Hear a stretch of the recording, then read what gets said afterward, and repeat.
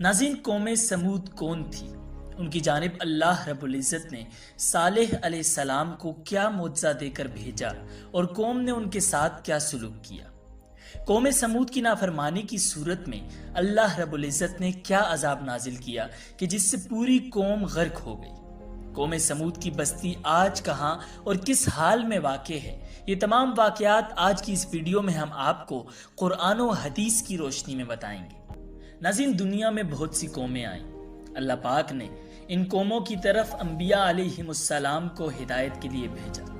جو قوم اپنے نبی پر ایمان لے آتی وہ کامیاب ہو جاتی، اور جو نافرمانی کرتی وہ عذاب الہی کی مستحق ٹھہرتی۔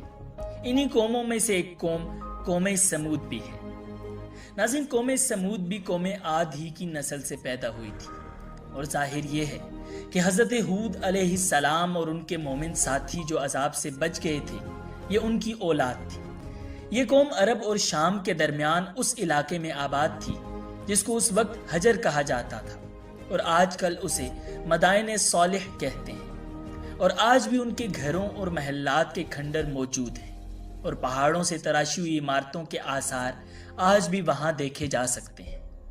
عرب مشرکین جب تجارتی سفر پر شام جاتے تو یہ کھنڈر ایک نشان عبرت کے طور پر ان کے راستے میں پڑتے تھے، اور قرآن کریم نے کئی مقامات پر انہیں اس کی طرف توجہ دلائی ہے۔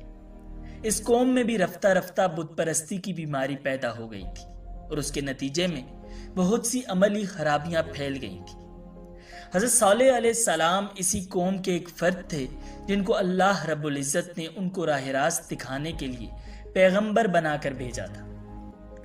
آپ علیہ السلام نے جب قوم سمود کو اللہ رب العزت کا فرمان سنا کر ایمان کی دعوت دی تو اس سرکش قوم نے آپ سے یہ معجزہ طلب کیا کہ آپ اس پہاڑ کی چٹان سے ایک اونٹنی نکالیں جو خوب فربا اور ہر قسم کے عیوب و نقائص سے پاک ہو۔ چنانچہ آپ نے چٹان کی طرف اشارہ فرمایا تو وہ فوراً ہی پھٹ گئی، اور اس میں سے ایک نہایت ہی خوبصورت اور تندرست اور خوب بلند قامت اونٹنی نکل پڑی، اور نکل کر اس نے ایک بچہ بھی جنا، اور یہ اپنے بچے کے ساتھ میدانوں میں چرتی پھرتی رہتی تھی۔ اس بستی میں ایک ہی تالاب تھا جس میں پہاڑوں کے چشموں سے پانی گر گر کر جمع ہوتا تھا۔ آپ نے فرمایا کہ اے لوگو، دیکھو یہ اونٹنی ہے، ایک روز تمہارے تالاب کا سارا پانی یہ پی لے گی، اور ایک روز تم لوگ پینا۔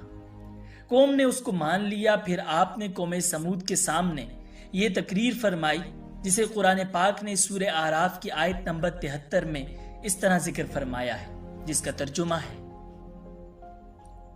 اور سمود کی طرف ہم نے ان کے بھائی صالح کو بھیجا۔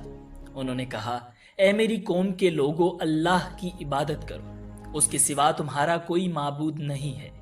تمہارے پاس تمہارے رب کی طرف سے ایک روشن دلیل آ چکی ہے، یہ اللہ کی اونٹنی ہے جو تمہارے لیے ایک نشانی بن کر آئی ہے۔ اس لیے اس کو آزاد چھوڑ دو کہ وہ اللہ کی زمین میں چرتی پھرے، اور اسے کسی برائی کے ارادے سے چھونا بھی نہیں، کہیں ایسا نہ ہو کہ تمہیں ایک دکھ دینے والا عذاب آ پکڑے۔ چند دن تو قوم سمود نے اس تکلیف کو برداشت کیا کہ ایک دن ان کو پانی نہیں ملتا تھا، کیونکہ اس دن تالاب کا سارا پانی اونٹنی پی جاتی تھی۔ اس لیے ان لوگوں نے طے کر لیا کہ اس اونٹنی کو قتل کر ڈالیں۔ چنانچہ اس قوم میں کدار بن سالف، جو سرخ رنگ کا بھوری آنکھوں والا آدمی تھا، اور ایک زناکار عورت کا لڑکا تھا، ساری قوم کے حکم سے اس اونٹنی کو قتل کرنے کے لیے تیار ہو گیا۔ حضرت صالح علیہ السلام منع ہی کرتے رہے، لیکن کدار بن سالف نے پہلے تو اونٹنی کے چاروں پاؤں کو کاٹ ڈالا، پھر اس اونٹنی کو ذبح کر دیا، اور انتہائی سرکشی کے ساتھ حضرت صالح علیہ السلام سے بے ادبانہ گفتگو کرنے لگا۔ چنانچہ سورہ اعراف میں ہی خداوند قدوس کا ارشاد ہے، جس کا ترجمہ ہے: چنانچہ انہوں نے اونٹنی کو مار ڈالا اور اپنے پروردگار کے حکم سے سرکشی کی، اور کہا، صالح، اگر تم واقعی ایک پیغمبر ہو تو لے آؤ وہ عذاب جس کی ہمیں دھمکی دیتے ہو۔